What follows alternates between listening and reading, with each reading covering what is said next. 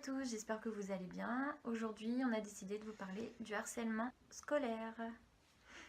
Donc déjà, on va essayer de voir à peu près si on a tous les deux la même définition. Du coup, c'est quoi pour toi le harcèlement scolaire? Il y a différentes formes de harcèlement scolaire. Ça peut être physique, ça peut être moral. Après, je sais pas, toi, qu'est-ce que... Pour moi, de toute façon, le harcèlement, c'est à partir du moment où les gens considèrent que tu as une différence et que du coup, t'es pas intéressant. Et le but, c'est de te montrer que justement, t'es pas intéressant et que t'es différent en fait. C'est vrai. Après, oui, je rejoins ton idée, il y a le harcèlement à la fois physique et à la fois moral. Mais souvent, c'est plus quand même physique. Moral que physique. Je pense que ça dépend. Ça dépend qui tu es. Parce que je pense qu'un jeune qui, par exemple, a un handicap physique, il sera beaucoup plus harcelé sur son physique que sur le... Ouais. Après, l'aspect psychologique, je pense que c'est plus derrière. Par exemple, avec les réseaux sociaux, les messages, etc. Ouais. Après, moi, moi, je pense pas que ce soit par rapport à... Je peux te dire...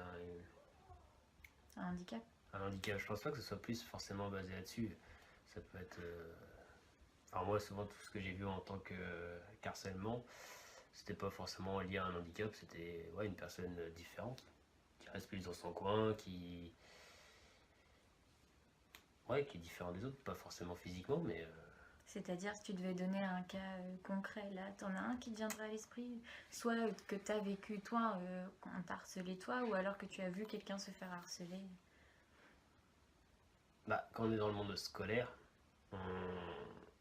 au moment même, on se rend pas compte que c'est du harcèlement. C'est plus après que tu te rends compte, tu te dis, ah, tiens, ça, en fait, c'était une forme d'harcèlement. C'est-à-dire? C'est-à-dire que, un exemple, j'en ai pas là comme ça. Moi, par exemple, je sais que quand j'étais plus jeune, pendant ma scolarité, je me faisais racketter. Après, je sais pas si ça rentre dans le harcèlement, mais vu que c'était tous les jours, toujours pour la même chose, et en fait, je n'osais pas en parler à mes parents parce que je savais pas s'ils allaient être de mon côté ou si au contraire, ils allaient considérer que je suis faible, en fait. Ça fait partie du harcèlement.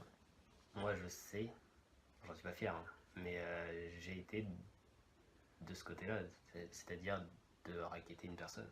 Donc, t'as été un peu du côté harceleur, en fait. J'ai été du côté harceleur. Au départ, c'était pas... Conscient.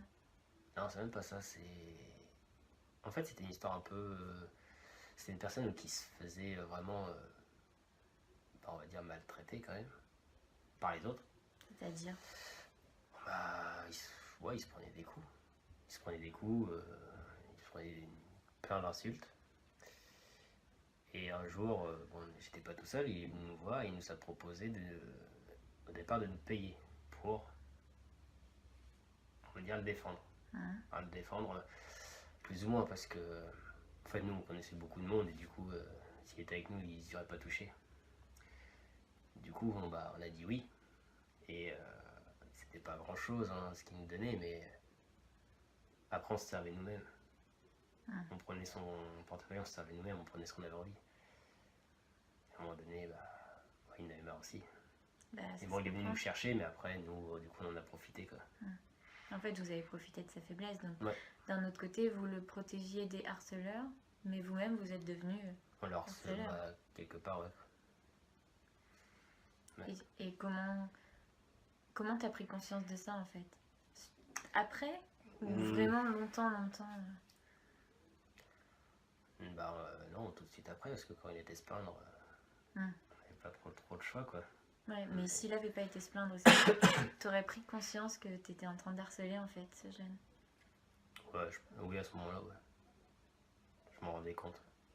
Et est-ce que la roue tourne? Est-ce que tu es passé de harceleur à harcelé? Ouais. À un moment donné? Oui. Généralement, c'est plutôt t'es harcelé, tu deviens un peu harceleur. Moi, ça a plutôt été l'inverse. À un moment donné où j'ai été harcelé, je sais pas, c'est peut-être un gros mot pour ça, mais j'étais de côté et du coup, on m'a mis de côté. Et c'était... Parfois, j'ai l'impression qu'on s'acharnait sur moi, pour eux, c'était peut-être de la rigolade, mais pour moi, c'était pesant, quoi. Ça me fait penser à moi à l'heure actuelle. Enfin, j'ai 25 ans et pourtant, je me sens constamment la pestiférée un peu de ma classe en fait, celle qu'on va pointer du doigt parce qu'elle a des bonnes notes, ou celle qu'on va regarder de travers parce que les profs ont tendance à solliciter. Donc mine de rien, c'est pas un harcèlement direct, mais ça fait de la peine quand même parce que tu te dis en fait, les gens veulent pas me parler parce que... Soit à partir du moment que tu travailles à l'école, que tu es souvent en tête, souvent t'es mis de côté par les autres directement. Après, cette mise de côté, j'avoue que ça m'a jamais mis l'idée en tête de devenir un jour harceleuse à mon tour. Ça, jamais de la vie. Mais... Tant mieux, ouais. Par contre, ouais, je sais que moi, ça me met mal et je me mets à la place du coup de jeunes qui subissent vraiment un vrai harcèlement avec des messages sur les réseaux sociaux, des moqueries quand ils passent à côté d'un groupe, des choses comme ça. C'est sûr qu'à côté... En fait, ce que je vis, c'est rien. Puis je suis une adulte, donc je suis censée avoir plus de recul sur les choses. Mais c'est vrai qu'aujourd'hui, ça prend beaucoup d'ampleur, le harcèlement scolaire. Ouais, beaucoup. Il y a beaucoup, on va parler de ça, mais quand même pas mal de suicides. Dès le plus jeune âge. Très très jeune. Très très jeune. Et ils en parlent pas. Ils en parlent vraiment à personne. C'est ça. En fait, je pense que ça rejoint un peu le fait qu'ils aient honte. Est-ce que c'est de leur faute ? Ou est-ce que c'est... En fait, je pense que ces jeunes-là doivent penser que c'est normal. Il doit y avoir une raison pour que ça leur arrive à eux.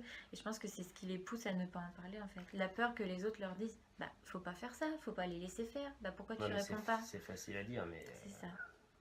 Et je pense que c'est pour ça que les jeunes sont bloqués. Quand tu fais face à un groupe de personnes qui s'acharnent sur toi, tu peux pas faire grand-chose, quoi. C'est ça. Après, voilà, il faut en parler. Ça, c'est sûr. Peu importe à qui, mais il faut en parler, il faut se faire aider. C'est ça. Si vous... faut se plaindre et à un moment donné, ces personnes-là, ils vont prendre conscience de ce qu'ils font et peut-être pas tout le monde, mais certains oui, et certains peuvent même être punis. Oui. Donc il faut en parler. De toute façon, c'est pas autorisé. Le harcèlement, c'est interdit par les lois. La politique lutte contre ça. Donc surtout si vous êtes harcelé ou même si vous êtes témoin de quelqu'un qui se fait harceler, il ne faut pas hésiter à aller voir un professeur, un parent, d'autres jeunes qui peuvent être dans le même cas. Et en fait, plus vous serez, plus il va y avoir un impact et plus vous serez enfin libéré de ce poids en fait dans la vie. Mais bon, il faut dire aussi que les professeurs, ils veulent voir ce qu'ils veulent. Oui, parfois aussi. Tu vas leur en parler, ils préfèrent ignorer la chose que de s'en mêler. Mais je pense que c'est parce qu'ils n'ont pas de formation à proprement dit pour répondre à ça en fait. Mais c'est pas grave, il faut aller voir la psychologue scolaire, la CPE. La CPE est à même de régler ce qu'il y a au sein de la vie scolaire en fait. Ouais, je pense que pour moi les parents c'est mieux. Pour moi c'est la meilleure solution d'en parler à ses parents parce que ils sont obligés de faire quelque chose. S'ils le font pas après, je pense que c'est un petit souci, mais je pense que non, les parents je pense que c'est les mieux placés pour régler le problème. Donc surtout, il ne faut vraiment pas hésiter. Si vous êtes concerné, vous allez voir vos parents ou les personnes qui sont vraiment proches de vous, des frères et sœurs, des oncles et tantes, mais vraiment des personnes qui peuvent avoir un impact là-dessus et qui peuvent ensuite vous aider par la suite. Puisque si vous en parlez à vos amis, c'est pas dit que ça bouge derrière. Donc vraiment, il faut solliciter. Et en cas de problème, si vous ne savez pas du tout à qui parler, vous avez un numéro de téléphone qui est dispo aussi. C'est le 30-20. On va vous le publier juste après. Mais surtout, il ne faut vraiment pas hésiter à téléphoner. C'est une plateforme qui prend en charge le harcèlement, de quel type qu'il soit. Et il ne faut vraiment pas hésiter à leur téléphoner. Peu importe votre âge, il faut en parler. C'est ça. Il ne faut surtout pas laisser ça comme ça. Donc n'hésitez pas, même si vous avez besoin de discuter, envoyez-nous un message et nous on pourra vous conseiller aussi. Même si on n'est pas formé dans ce domaine, on peut toujours être une oreille attentive. Oui, parce que bon, on a été... Enfin moi dans mon cas, j'ai connu les deux côtés, le bon comme le mauvais, et du coup je sais un peu comment me positionner et peut-être un peu plus aider aussi. Exactement. Et moi je suis dans le social, donc je peux encore plus vous aider, puisqu'il y a pas mal d'associations qui se créent aussi pour lutter contre le harcèlement scolaire. Donc surtout, n'hésitez pas et salut!